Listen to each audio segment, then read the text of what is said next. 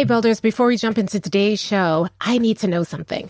Are you and I connected on the socials? Because if we're not, we need to be. So connect with me. I'm on Facebook at Robin Jackson. I am on Twitter at Robin_MindSteps. I'm on LinkedIn at Robin Jackson. Let's connect and let's keep the conversation going. Now, on to the show. You're listening to the School Leadership Reimagined podcast, episode 250.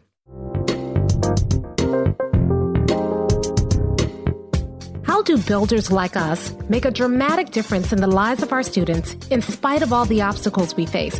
How do you keep your vision for your school from being held hostage by resistant teachers, uncooperative parents, ridiculous district policies, or lack of time, money, or resources?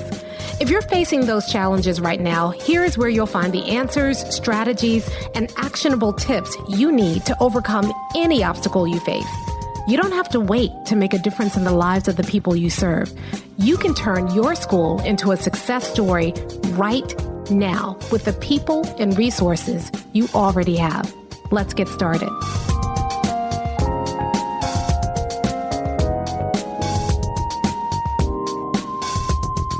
Hey builders, welcome to another episode of the School Leadership Reimagined podcast.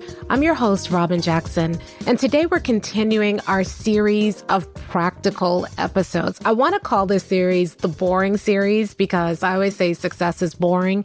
And this is some of the boring work that you need to be successful, but that's not great branding. So instead, I'm just going to call it the practical how-to series. But I promise you, if you do the things that I'm teaching you to do in this series, if you start implementing these things in your school, you will see amazing success. This is the work. This is the work that it takes to get you there. So today we're going to talk about how to upgrade your systems. And over the last few years, people are always talking about, oh, you need systems, you need systems. Let me just tell you this right now. You already have systems, but your systems may not be good systems. So even when you say we don't have a system, there's a system there. It's just not a good system. So today we're going to talk about how to take a look at the systems that do exist in your school and how to upgrade them so they're actually good systems. And here's why this is so important. We always say in BU that you should never blame the people. You should always blame the process. And when you have bad systems, there are all kinds of leaks in your system, which means that people don't do the right work the right way for the right reasons because there's no system in place to set them up to be successful. But if you take that system and you upgrade it and you make it an airtight system, you can help people do the right work the right way for the right reasons, even when you're not looking, and trust that the work is getting done because you're not relying on people, you're relying on systems. Your system does not care whether you had enough sleep that day. Your system doesn't care whether your blood sugar is high or low. Your system doesn't care what's going on in your personal life. A good system sets people up for success and helps them to be successful consistently. And so if you are finding that people are not doing what they're supposed to be doing, if you're finding that there are all kinds of things slipping through the gaps, if you're finding that you and your team seem to be miscommunicating or that everything seems to be in your head, so everybody's always coming to you to ask questions, if you are finding that you have a system that's set up, but nobody is sticking to the system, then today's episode is for you. We're going to show you how to fix all of that and build systems that are actually powerful. So the process we're going to use is called the system audit. Now, I know there's nothing sexy about that name, but trust me, the results from doing this are super sexy. Now, I have to warn you, this is going to hurt. This is tedious. I don't enjoy it, and I've done it 4 or 5 times now. You can talk to my team. I go into every system audit kicking and screaming. I am not a detail person.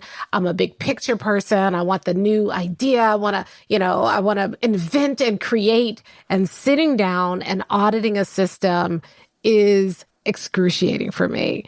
Every time that we have time to sit down and do a system audit and it comes to that time, I'm whining and complaining and dragging my feet because it is tough. I mean, really, to sit down and do this thing to the level of detail that you need to do it, it's tough, which is why most people won't do it.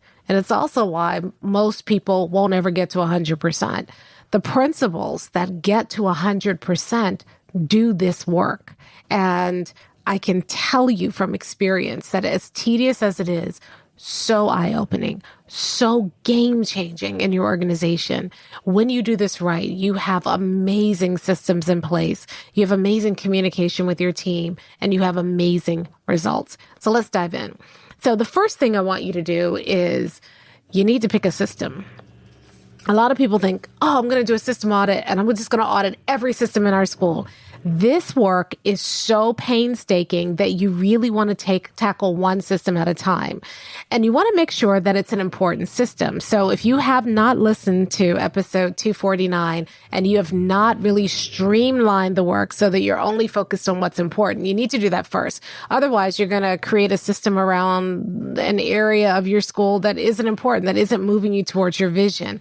And then you've just done a whole bunch of work for nothing. So make sure that you are choosing the right system. Now, for some of you, you're probably wondering, what do I mean by system? So when I'm talking about a system, I'm talking about anything that gets the work done in your school. So your system around discipline, your system around attendance, your system around teacher evaluation and observation, a system around master scheduling, your systems around how you do your PLCs, your systems around how you do and manage lunch or recess, your systems around how teachers plan lessons, your systems around parent engagement. All of those are systems that exist in your school.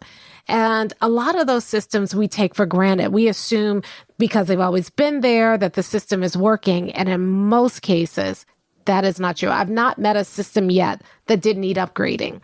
So I want you to look at everything that you have going on in your school, and I want you to think about what is the work that is critical to our achieving our vision, and then what are the systems around that work, and choose one system at a time.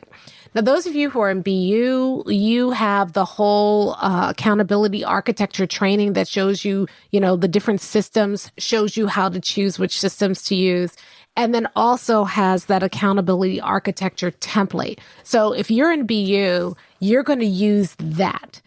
For those of you who are not in BU, I'm going to try to talk you through the process so you can understand it and work it on your own. But if you're in BU, you have that training and you have all the tools inside of that training. You have got the accountability architecture template. You've got the training itself. Plus, look for your emails because we're going to do a couple of live sessions where we go through and audit specific systems in your school. And we're going to do that together. So you don't have to do it by yourself.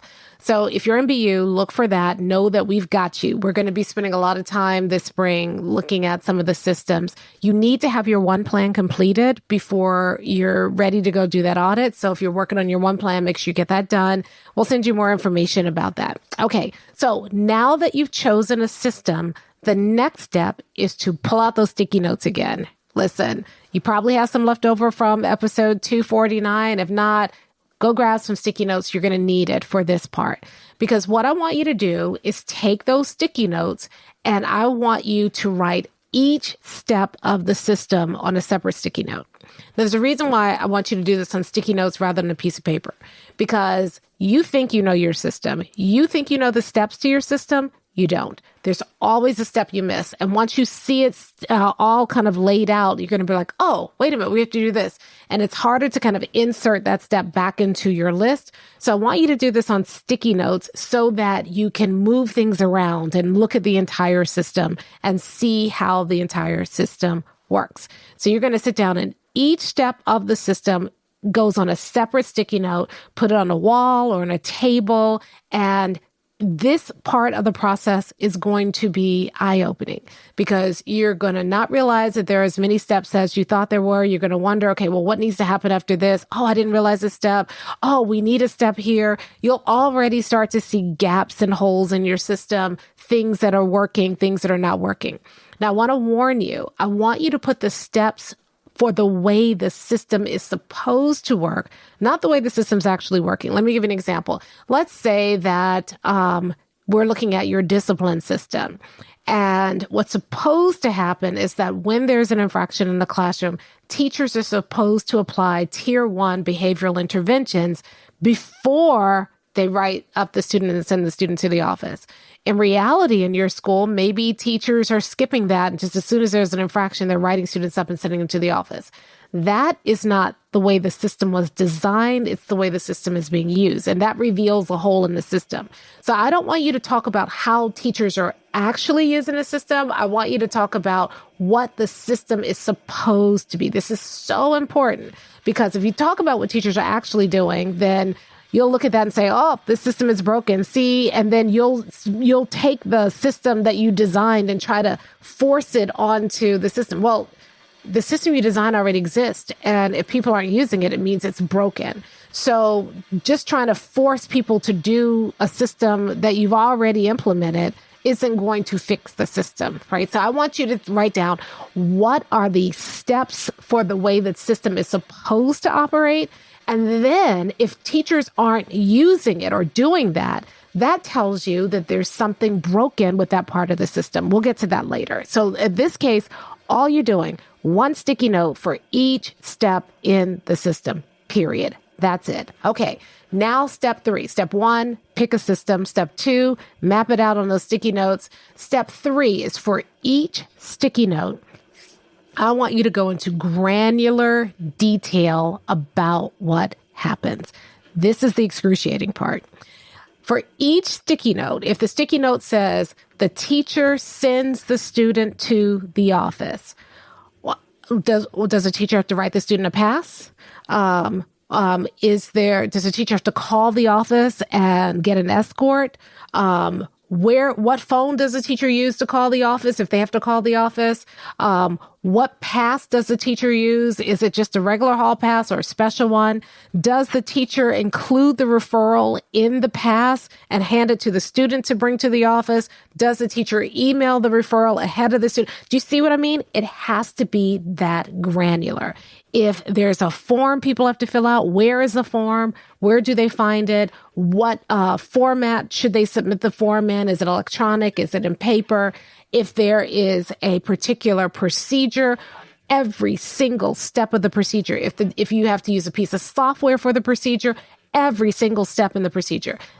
I want you to go to the most excruciating detail so that somebody who doesn't know the system, has never used the system before, could read each of those individual steps and follow them and do it. The reason you're doing this is twofold. First, you're going to realize that there's just a lot of things you haven't really thought about. You just assume people know. You can't assume people know. So you're going to realize that you've made some assumptions that people just know what to do. And that's the reason why people aren't following your system the way that it's designed. Then you'll realize that you're going to need some more explicit detail. You're also going to find some holes. You're going to make some assumptions and then you're going to realize that, no, there needs to be another step here. There's a hole and people are filling in that hole with whatever they think should happen. And that's why your system's broken.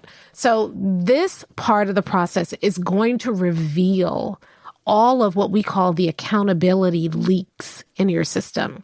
These are spaces that we have made assumptions about that create holes and leaks that people can slip through. And it's why your system isn't working. The other thing that you're going to discover is that there are some steps that are unnecessarily tedious. There are steps that were there when you first designed the system that you now realize you don't need, but you never went back and took out the trash and realized that those things are no longer needed anymore. So you're going to find a whole bunch of unnecessary stuff. So you're going to find holes and you're going to find superfluous pieces of your system. Both have to be addressed, and both are the reason why your system's not working as well as you want it to work. So this is so important. But I got to warn you, if you don't do this with a real eye for every single detail, you're wasting time. This isn't going to work. The reason this audit works is because you're looking at every single part of the process. If there's a decision that needs to be made, how do people know how to make the right decision? If there are a list of steps that they should follow, how can you ensure that those steps get followed? All of that needs to be written down. Hey, Robin here, and I just want to break in real quick to ask you a huge favor. You see, I want to get the word out to everybody about buildership, and I could use your help. If you're really enjoying this episode, would you mind just going to your podcast platform and leaving a quick review? You see, the reviews get the word out. They tell other people this is a great show. Other people who have never heard of School Leadership Reimagined before can hear about it. And you'd be sharing the word about buildership. So would you mind just leaving a quick review? It would mean the world to me. Okay, now back to the show. And this is the part that takes a long time. So I don't want you to think you're going to accomplish this in a 45-minute team meeting. No, you're going to need several hours. I had to actually stay home from the office, lock myself into a room in my house, put my chair in the corner, and just put my head down and work for 2 and 3 hours at a time to really go through these systems the first time. Now we go through it a little bit faster because we've got the structure in place. We've got the accountability architecture, kind of form filled out. So we're just going through that. But the first time, it took hours. So I'm warning you about that now. But those hours are so well spent, because when I finished, I was like, that's why this isn't working, or that's why so-and-so isn't doing what they need to do, or, oh my goodness, we're not serving our clients. So it was so eye-opening. You're going to find out so much by doing this. And I would venture that most of your systems have never, ever been gone through with this fine a tooth of comb. And so you have all kinds of accountability leaks. You have all kinds of superfluous steps in the system that are making things harder on your teachers or your kids or your families. And you just never have had the time or taken the time to fix it. So this is so important, so powerful to do this part. So take your time and do that. Okay, so you've identified the system. You've laid out the big steps. You've gone through and looked at each step in detail. Here's my favorite part. By the time you've done that, you've learned so much. But here's where this gets this pours gasoline on the fire that is your system audit. The next step is you're going to analyze each step from 2 perspectives. First, you're going to say, is this step serving our kids? You're going to look at the step and say, what does it do that directly moves our students towards the vision, the mission, and the core values? Okay, so each individual step, here's what you're going to find. There's some steps that are great for kids, and there are other steps, don't do a thing for kids. You're not serving them at all. So why are you doing it? Then, and this is the sweet spot, the next thing you're going to do is you're going to now go back over each step, and you're going to say, does this step serve the school, the adults, the impact that the school is trying to make? Is this step in alignment with who we say we are as a school? Is this step helping the adults be their best selves? Now, in most cases, you might see something that serves kids, but it doesn't serve adults. And I don't get this. I don't understand why it is, or who was the first person to say that we have to, in order to serve kids, we have to sacrifice our sanity, our sleep, our nights and weekends, our time with our family, our hobbies. If we're not sacrificing those things, then we're not serving kids. That's not true. Why is it that we have pit the kids' welfare against our own needs? Why can't it be both? Why can't we serve kids and serve the adults in our school? It's an important question, and we don't spend enough time examining it. When you do the system audit, you're going to look at each step in the system, and you're going to be asking yourself, does it serve kids? You knew that. But then, does it serve us? Does it serve the adults? Because here's what happens. If it serves kids and it doesn't serve the adults will burn out and your system is not sustainable. If it only serves the adults and it doesn't serve the kids, your system is not impactful. It has to serve both. So when you look at your system, you're looking to see, does each step serve the students and does it serve the adults? If it doesn't do both, that's a leak in your system. You're going to have to fix it because your system is not either going to be sustainable or impactful if you don't.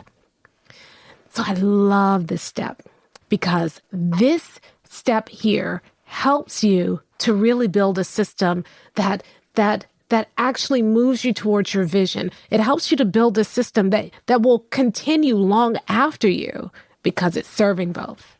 We can serve both. So you're going to look at your system. You're going to first look through each step. Is it serving kids? Again, you're going to look through, is it serving adults? Those of you in BU, that's the color coding 2 columns on your accountability architecture and looking through that.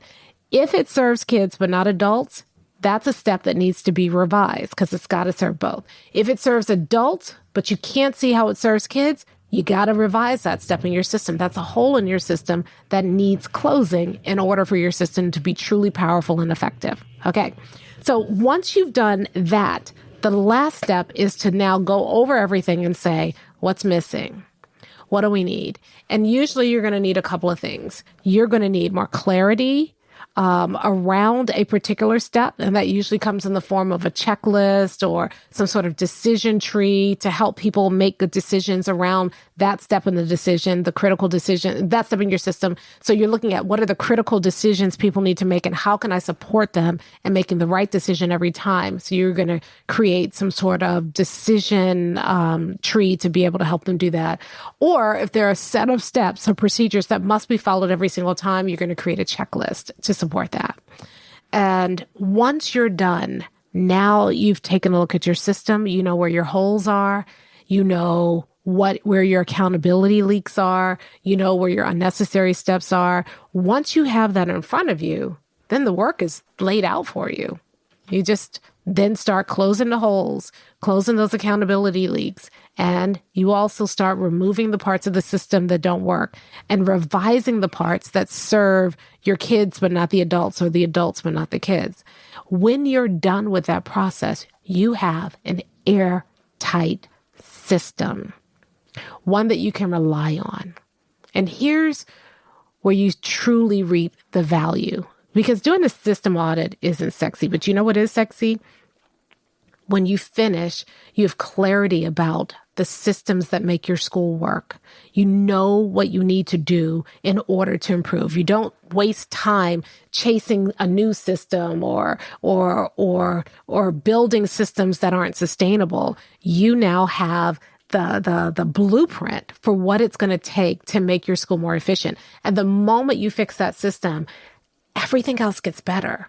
Things start working smoothly. You can begin to trust people in your building because they have a system that you can rely on. When people step outside of that system, the conversation is very simple. Did you use the system?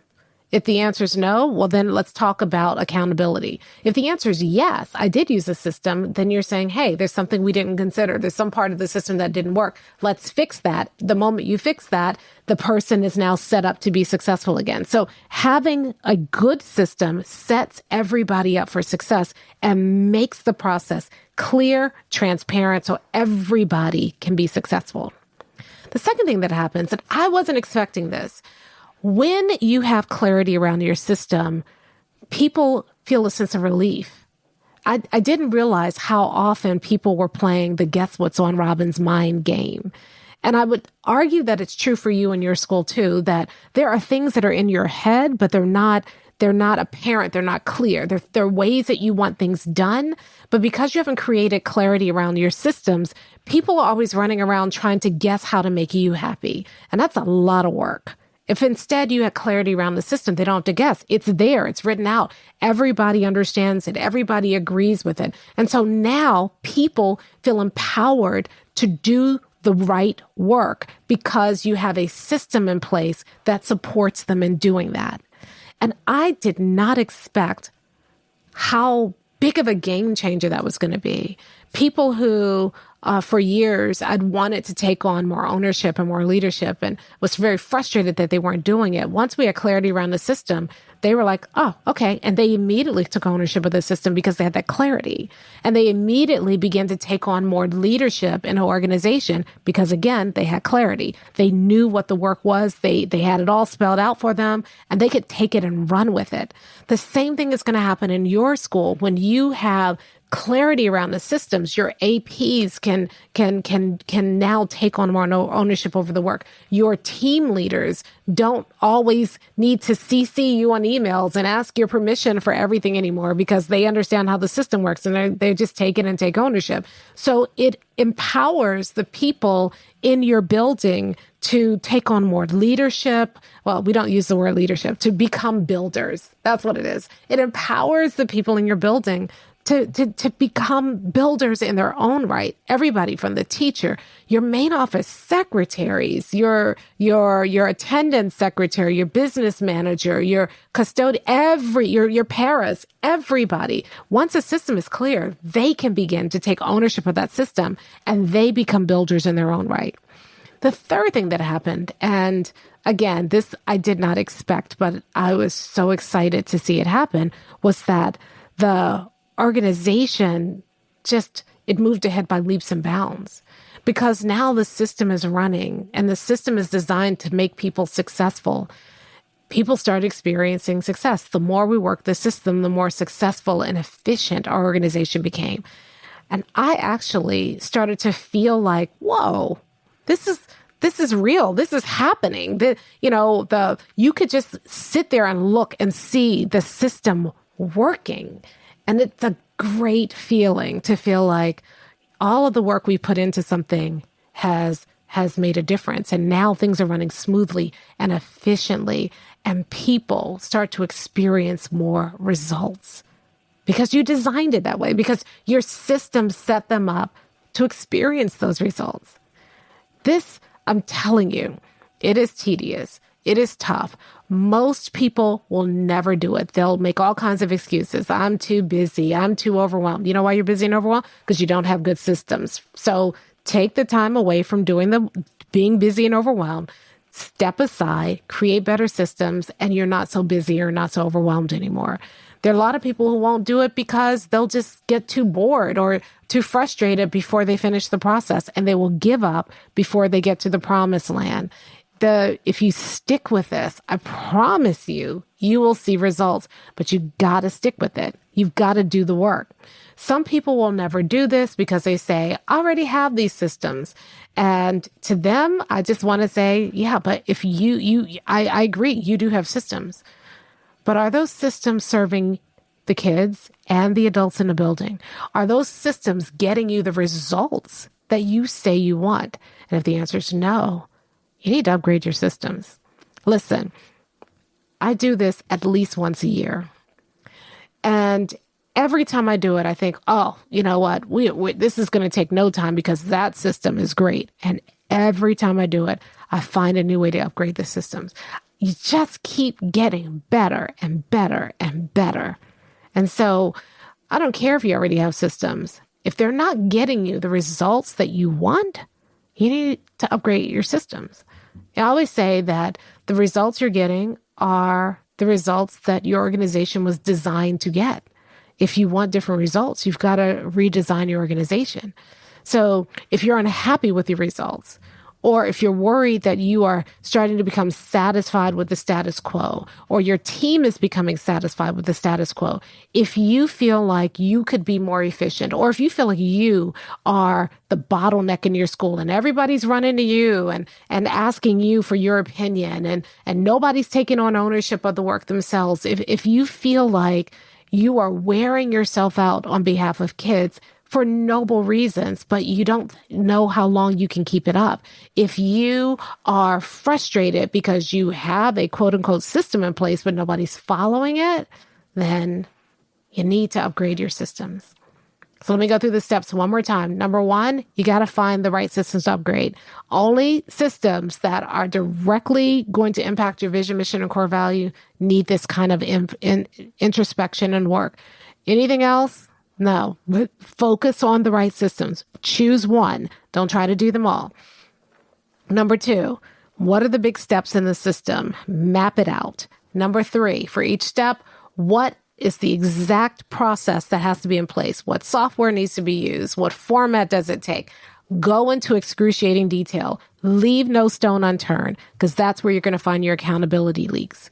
Number four, analyze each step. Is it serving kids and the adults in the building.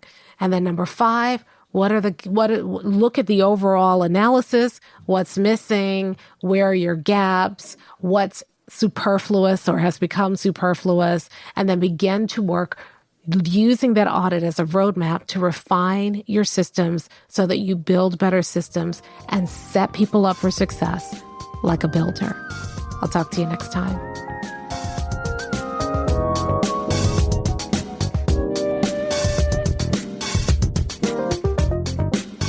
Hey, if you're ready to get started being a builder right away, then I want to invite you to join us at Buildership University. It's our exclusive online community for builders just like you, where you'll be able to get the exact training that you need to turn your school into a success story right now with the people and resources you already have. Inside, you'll find our best online courses, live trainings with me, tons of resources, templates, and exemplars, and monthly live office hours with me where you can ask me anything and get my help on whatever challenge you're facing right now.